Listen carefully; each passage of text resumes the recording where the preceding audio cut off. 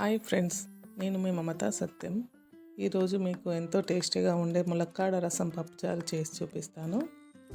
పప్పుచారులో ములక్కాడలు వేసి వండితే పిల్లలు తీసి పడేస్తారు కాబట్టి ఈ విధంగా ఒకసారి చేసి చూడండి. వారికి తెలియకుండానే ఎన్నో పోషకాలు అందుతాయి. ఈ ములక్కాడలో ఫైబర్, విటమిన్ సి, పొటాషియం ఉంటాయని నిపుణులు చెప్తారు. ఒకసారి ఈ విధంగా వండి చూడండి.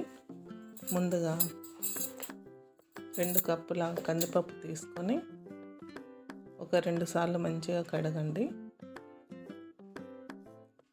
కడిగి నీళ్ళు అంపేసి 4 కప్పుల వాటర్ తీసుకోవాలి. 2 కప్పుల కందిపప్పుకి తీసుకొని కొంచెం తగినంత పసుపు వేయాలి. మనం ముందుగా పొట్టు తీసుకొని పెట్టుకున్న ములక్కాడల్ని మంచిగా కడిగి కుక్కర్లో వేయండి. అలాగే కొంచెం నూనె కూడా వేయాలి. వేసిన తర్వాత మూత పెట్టి స్టవ్ మీద మంచిగా ఒక 4 విజిల్ వచ్చేంత వరకు మెత్తగా ఉడికించుకోవాలి.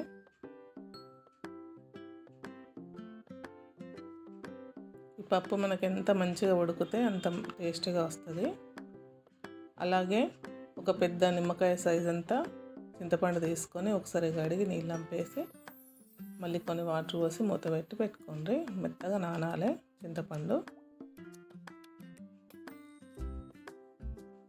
అలాగే పప్పు ఉడికిందో చూద్దాం ఒకసారి. చూడండి ఎంత మెత్తగా ఉడికిందో. దీన్ని మంచిగా నలుపుకోవాలి మెత్తగా. ములక్కాడలు కూడా ఈ విధంగా మెత్తగా అయిపోయినాయి చూడండి. దీంట్లోనే మనకు రసం తీసుకోవాలి. దీంతోనే కొన్ని వాటర్ పోసుకుంటా కలుపుకోవాలి.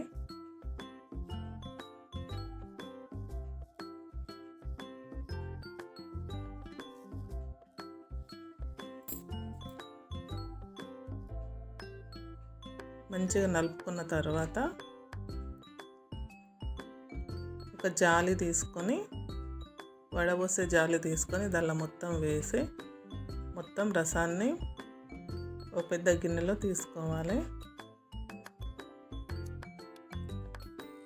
ఈ విధంగా చూపిస్తున్నట్టుగా మొత్తం వడబోసుకొని ఒక గిన్నెలోకి తీసుకోవాలి.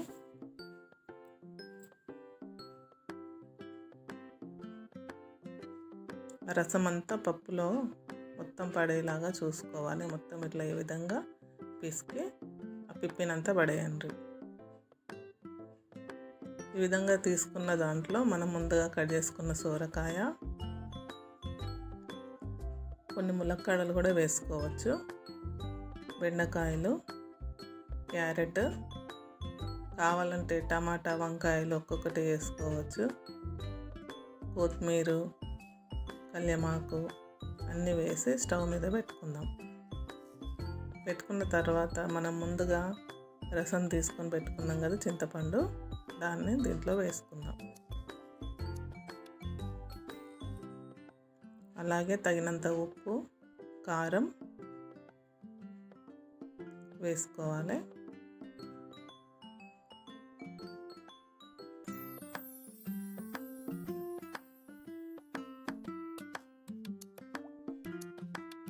చింతపండు రసం పోసుకున్న తర్వాత ఒకసారి మంచిగా కలుపుకుందాం. అలాగే మనం ఇప్పుడు పోనుకు రెడీ చేసుకుందాం. గిన్నెలో నూనె పోసి జీలకర్ర, ఆవాలు, ఒక 2 ఎండుమిర్చి, జీలకర్ర, ఎల్లిగడ్డ మంచిగా దంచుకొని వేసుకోవాలి. కొంచెం ఉల్లిపాయలు, కళ్యామాకు, కొత్తిమీర అన్నీ వేసి ఎర్రగా వేయించుకుందాము. అలాగే మనకు పక్కకు స్టవ్ మీద పప్పు మరుగుతూనే ఉంటుంది. ములక్కాడలు అవన్నీ మంచిగా ఉడికేంత వరకు మంచిగా మరిగించుకోవాలి. ఈ పోనుని దాంట్లో వేసుకుందాం.